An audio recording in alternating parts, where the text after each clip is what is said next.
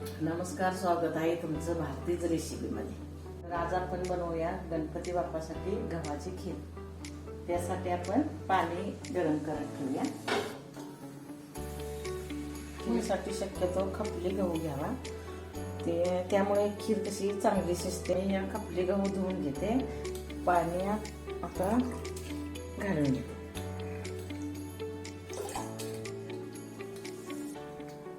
बाजारात खपली गहू दोन प्रकारचे मिळतात, एक सडलेला आणि दुसरा बिगर सडलेला। शक्यतो सडलेला गहू घ्यावा, नाही भेटला तर तो आणून भिजवून मिक्सरला सडून घ्या। आता हा गहू चांगला शिजवून घेऊ। गहू शिजताना उत्तू येऊ नये म्हणून त्यात थोडे तूप घालून घेऊ।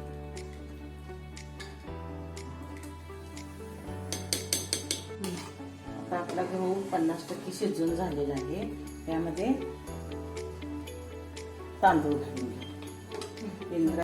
आता अर्धा किलो गव्हासाठी 1 वाटी तांदूळ घेऊ। इंद्रायणी तांदूळ घेऊ, त्यामुळे तांदूळ चांगला शिजतोय, वास पण छान येतो।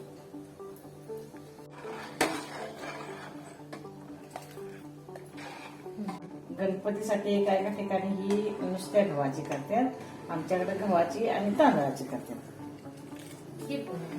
आता 10 मिनिटं झालेली आहेत, तुम्ही बघू शकताय गहू आणि तांदूळ शिजून तयार आहे। आता यामध्ये आपण खोबऱ्याचे काप 1 वाटी, आपण आता अर्धा किलो गव्हासाठी 2 वाटी गूळ घालून घेऊ।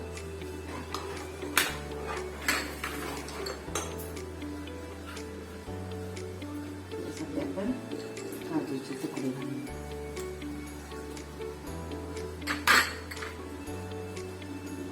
यासाठी आपण आता ह्याच्यात 4 वड्या घालून घेऊ।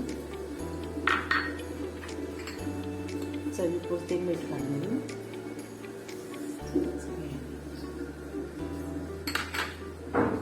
थोडी हळद घालून घेऊ।